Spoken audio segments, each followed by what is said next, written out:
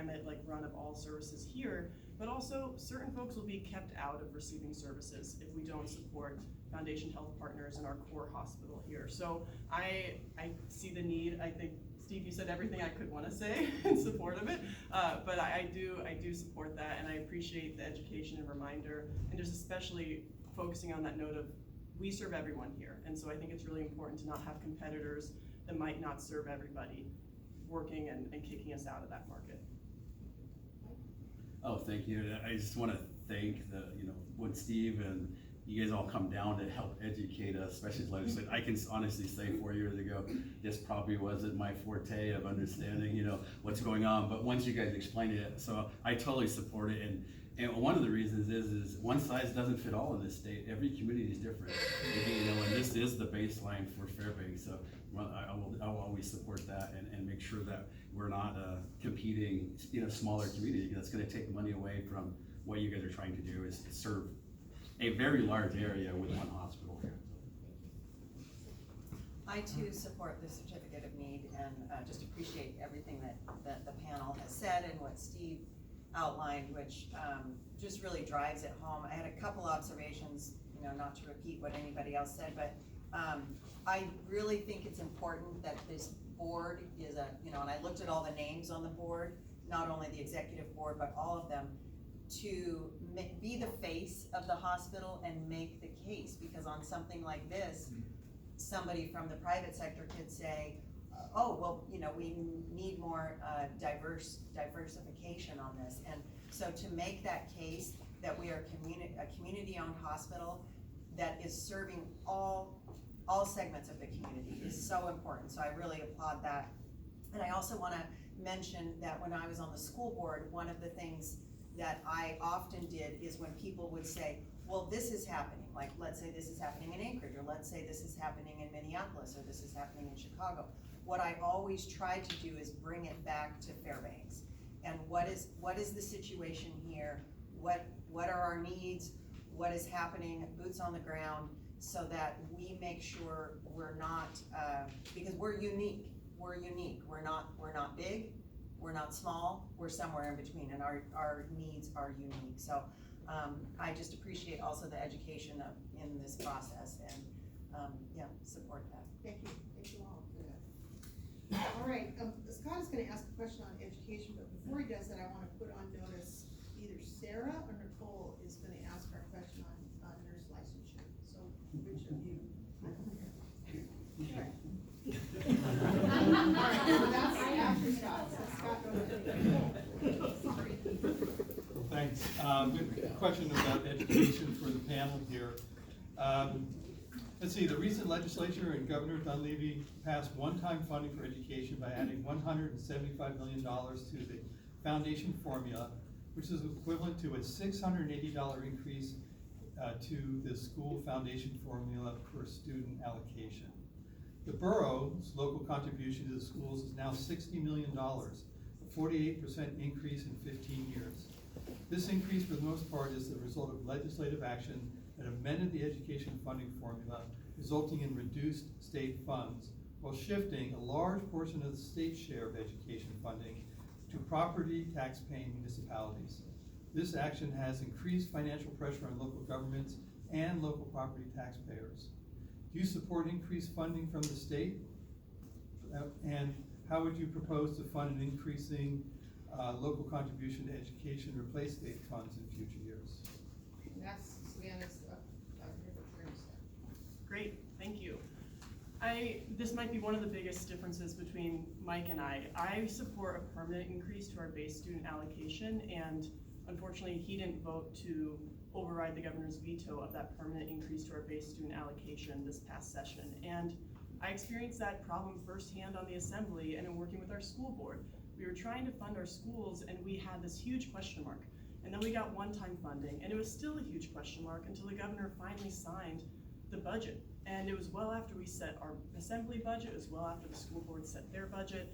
And as everyone knows here, it's really challenging to plan for and to retain the staff you'll need, to plan your class sizes and what buildings you'll operate and what specialists and aides you can afford, the pupil-teacher ratio. You can't plan that with a big question mark as you're going partway into the summer and you're just a couple months out out from opening. So I strongly support an increase that really reflects the rising costs and inflationary costs in our state to be incorporated into the base student allocation funding formula for our schools.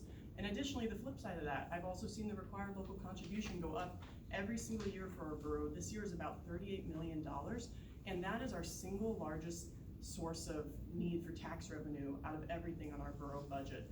And it's disproportionate for those of us in an incorporated community. It penalizes us by forcing us to pay some of the state's calculated basic need for education. And under our Constitution, that's the duty of the state to fund. And so I really would want to push not only to get that permanent increase in the base student allocation, but also to see a change to our required local contribution. About a decade ago, we saw a great change that lowered that mill rate amount. I would support, let's slowly ease that down so we have less and less disproportionate burden on our incorporated communities and have the state really fulfill their constitutional need across the board. Well, I think I have a unique perspective as a teacher for 25 years and as a school board member for a couple of years.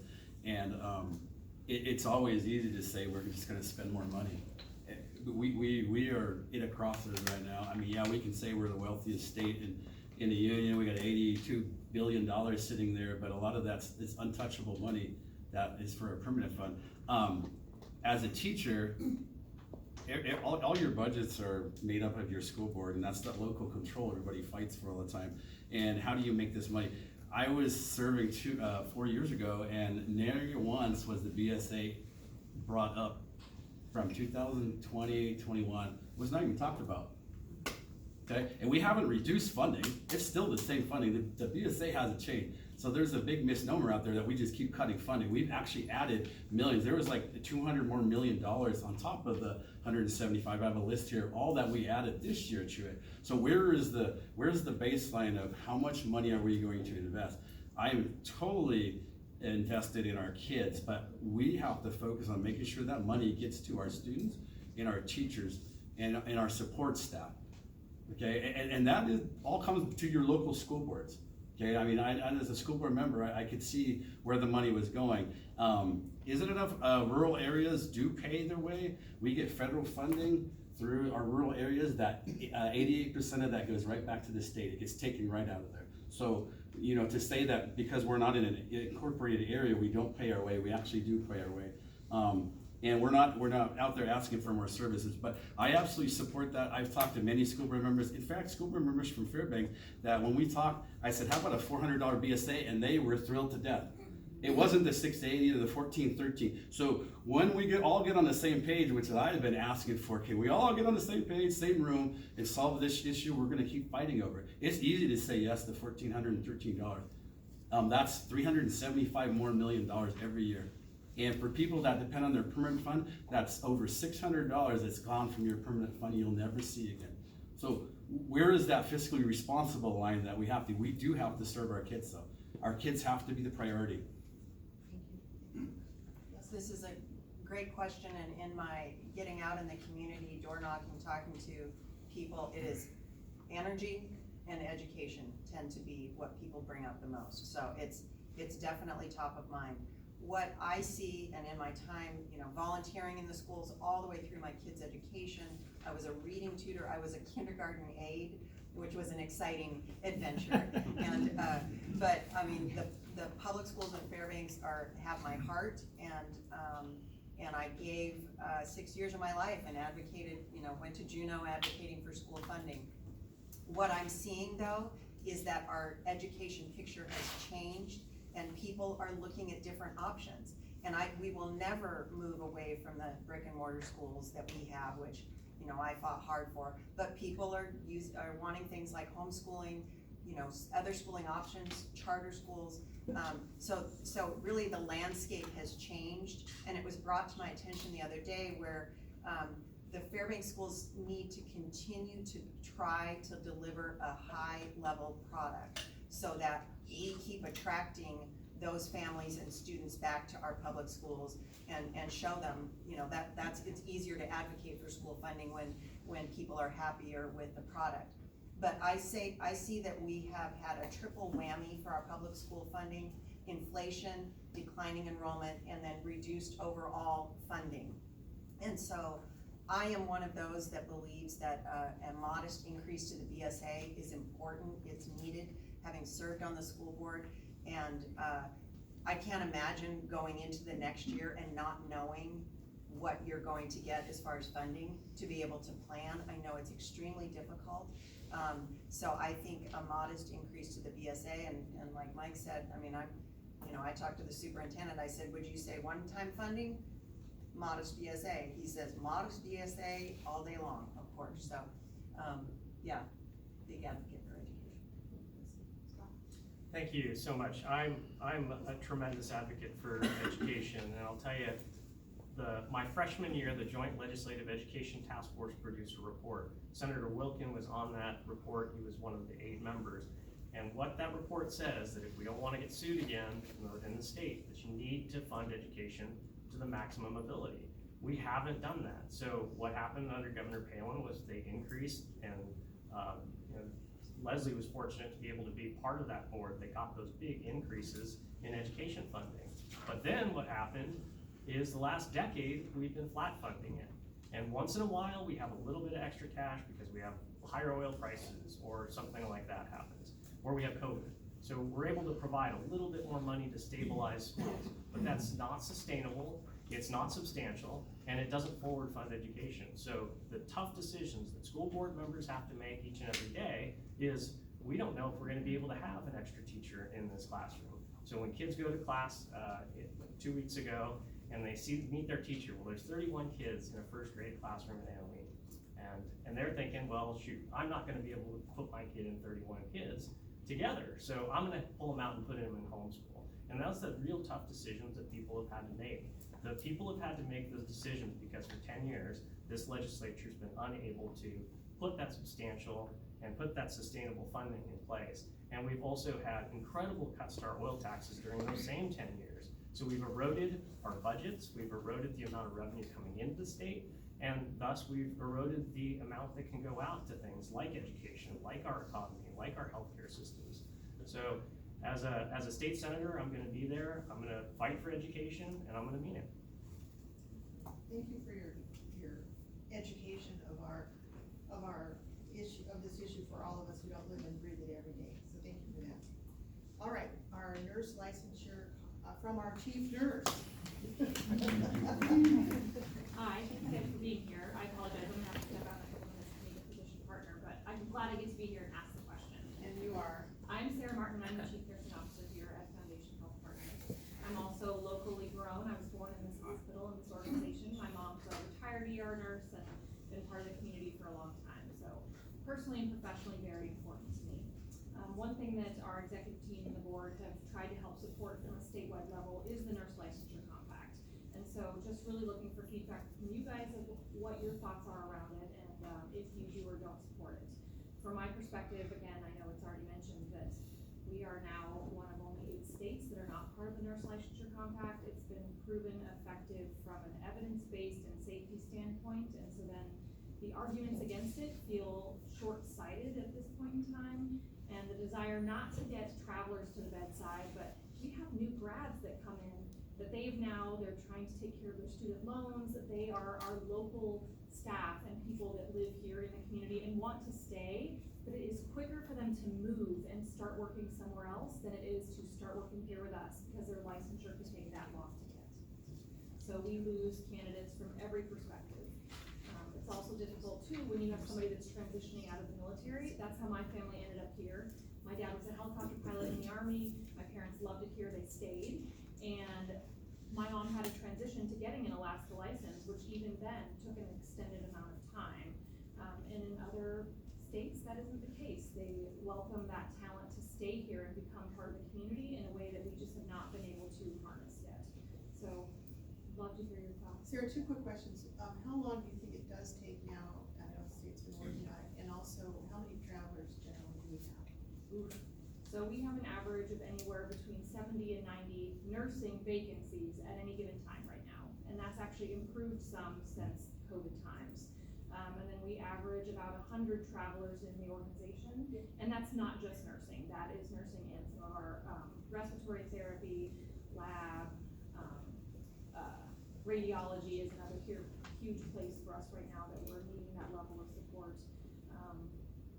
and most states average 3 to 5 days to turn around a nursing license, and we can average up to 3 months.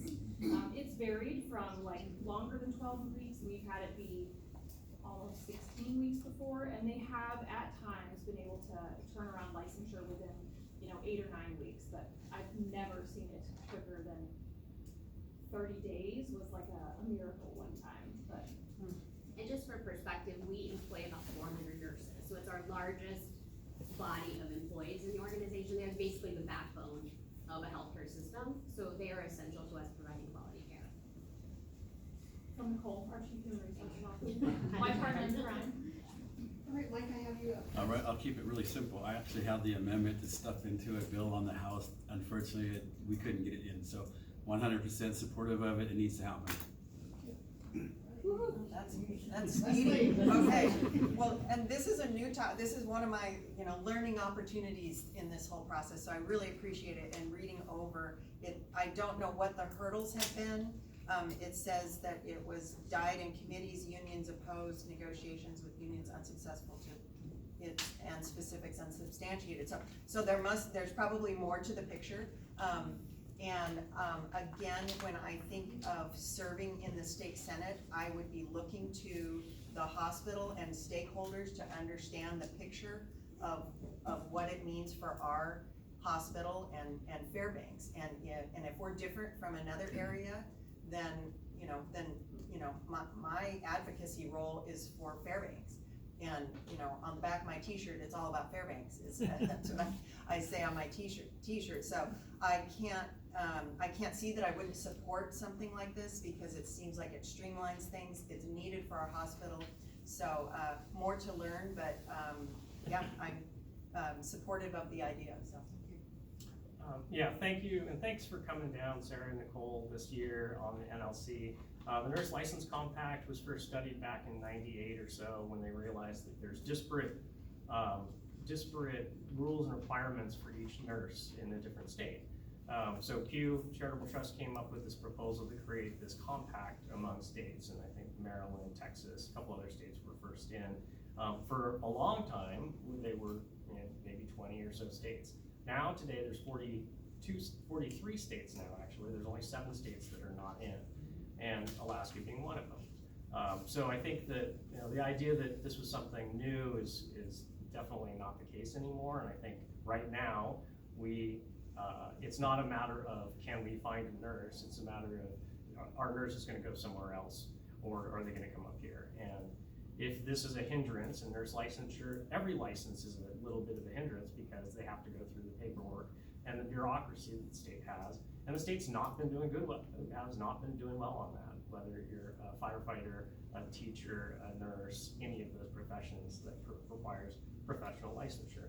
I too voted on a amendment that came to the Senate floor the last night of session. It failed, I think, by 1 vote, but it would have basically incorporated what is the Nurse License Compact bill into the legislation.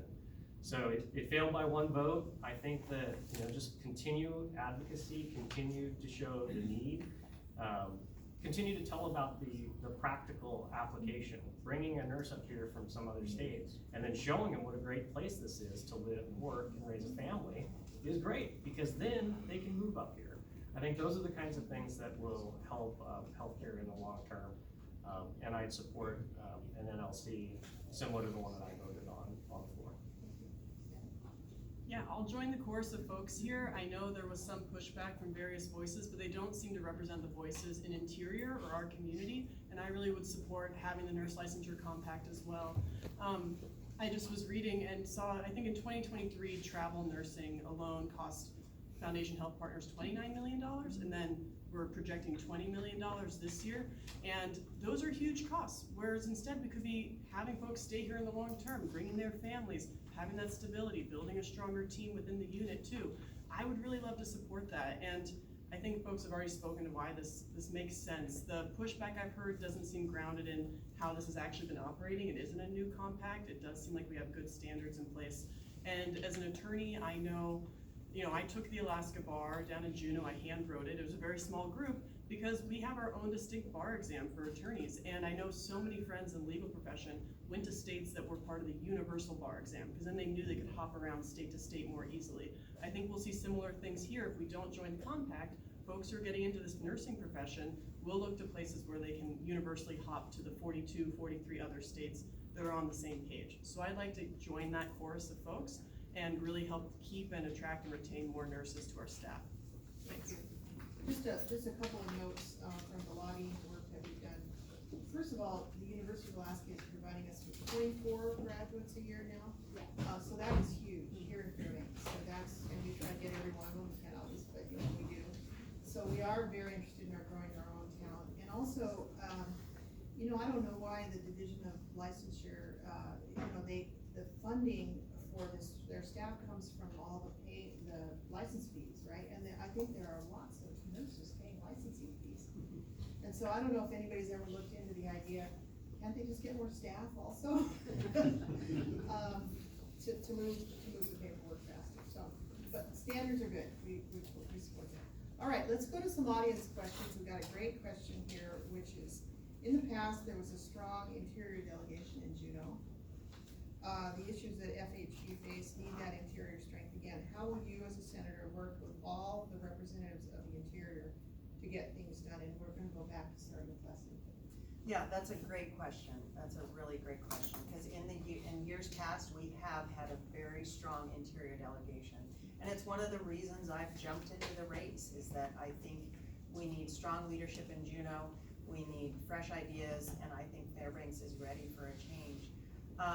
One of the things, you know, I'm a Republican, not a secret, you know, and I've looked at, you know, the landscape of the Senate, and I would hope that we would have a Republican majority, but I will always stand up for what's right for Fairbanks, and if being in a coalition is the right pathway, that's what I'll do.